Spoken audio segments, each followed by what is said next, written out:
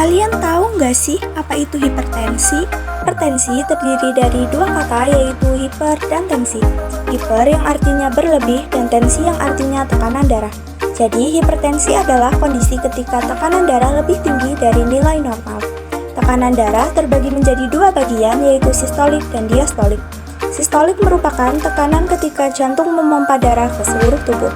Sementara itu, diastolik adalah tekanan ketika jantung berada dalam posisi rileks atau istirahat untuk menerima darah kembali ke ruang jantung sebelum memompanya ke seluruh tubuh.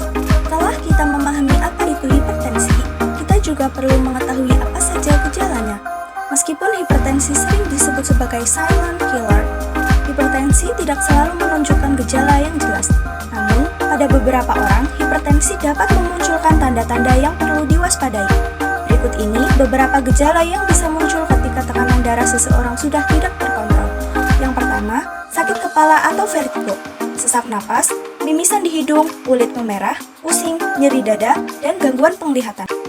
Hipertensi atau tekanan darah tinggi dapat disebabkan oleh berbagai faktor. Penyebab hipertensi dibagi menjadi dua jenis yaitu hipertensi primer dan hipertensi sekunder. Hipertensi primer ini adalah jenis yang paling sering terjadi dan penyebabnya tidak diketahui dengan pasti. Beberapa hal yang bisa mempengaruhi hipertensi primer adalah faktor genetik, usia, gaya hidup yang tidak sehat, dan obesitas. Selanjutnya, hipertensi sekunder. Jenis hipertensi ini terjadi karena ada kondisi medis lain yang menjadi penyebabnya, seperti penyakit ginjal, gangguan hormon, gangguan tidur, dan obat-obatan tertentu.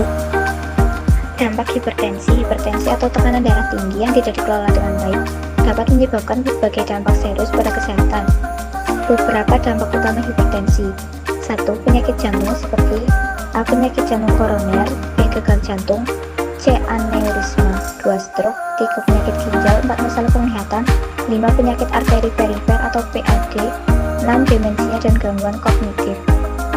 Pengobatan hipertensi. Berikut beberapa pengobatan hipertensi. 1. Vasodilator digunakan untuk menurunkan resistensi pembuluh darah yang kaku atau mengecil. 2. Penghambat saraf adrenergik digunakan untuk menurunkan resistensi pembuluh darah, menurunkan cardiac output dan kontraktilitas jantung atau kekuatan daya pompa jantung, serta menurunkan venous return. 3. Diuretik digunakan untuk menurunkan volume darah. 4. Penghambat angiotensin digunakan untuk menurunkan cardiac output dan kontraktilitas jantung, serta menurunkan volume darah. Obat antihipertensi. 1. ACE inhibitor. ACE inhibitor bekerja dengan cara menghambat enzim khusus untuk memproduksi hormon angiotensin 2, yaitu hormon yang dapat memicu penyempitan pembuluh darah. Dengan begitu, pembuluh darah dalam melebar, aliran darah dapat lebih lancar, dan tekanan darah dapat menurun. Contoh ACE inhibitor adalah 1. Captopril, 2. Perindopril, 3. Ramipril, 4. Tradolapril, 5. Imidapril. 2. Alpha reseptor agonis bekerja dengan cara menekan aktivitas jaringan yang memproduksi hormon adrenalin sehingga tekanan darah turun. Contoh alpha 2 reseptor agonis adalah 1. Metildopa, 2. Clonidine. 3. Antagonis kalsium. Antagonis kalsium bekerja dengan cara menghambat jalan masuk kalsium ke dalam otot, jantung, dan dinding pembuluh darah, sehingga menyebabkan denyut jantung melambat dan pembuluh darah melebar. Dengan begitu, tekanan darah dapat menurun. Contoh antagonis kalsium adalah 1. Amlodipin, 2. Diltiazem, 3. Nicardipin, 4. Nifedipin, 5. Verapamil.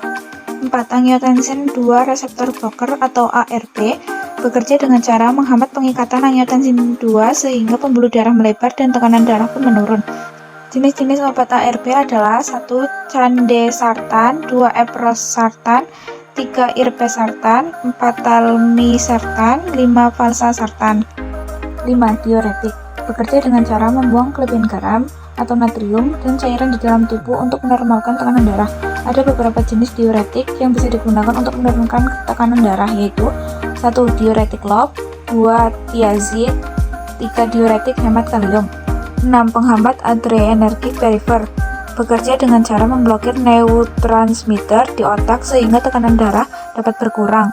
Umumnya obat ini diberikan kepada pasien hipertensi jika obat antihipertensi lain belum ada yang berhasil. Contoh penghambat adrenergic perifer adalah 1. Reserpin. 7. Penghambat alfa atau alpha blocker bekerja dengan cara menghambat hormon katekolamin agar tidak mengikat dengan reseptor alfa. Cara kerja ini akan membantu sirkulasi darah lebih lancar, jantung berdenyut secara normal, dan tekanan darah menurun. Contoh obat penghambat alfa adalah doxazosine dan terazosin. 8. Penghambat beta atau beta blocker. Penghambat beta bekerja dengan cara menghambat hormon adrenalin, sehingga jantung berdetak lebih lambat. Dengan begitu, jantung memompa lebih sedikit darah dan dapat menurunkan tekanan darah tinggi menjadi normal. Contoh obat penghambat beta adalah bisoprolol dan propranolol. 9. Penghambat renin.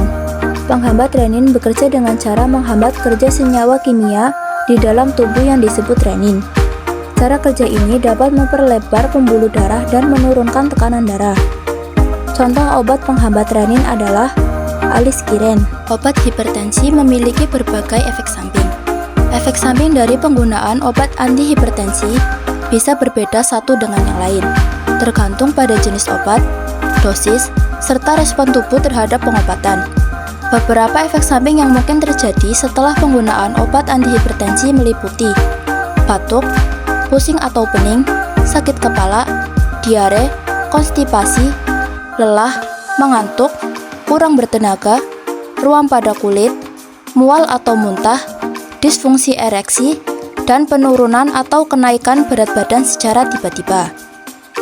Itu adalah beberapa efek samping yang mungkin muncul setelah penggunaan obat antihipertensi. Tetapi, perlu digarisbawahi, tidak semua pengguna akan mengalami efek samping ini. Respon terhadap obat bisa bervariasi, dan sebagian besar efek samping dapat diminimalkan atau diatasi dengan penyesuaian dosis atau penggantian obat sesuai anjuran dokter.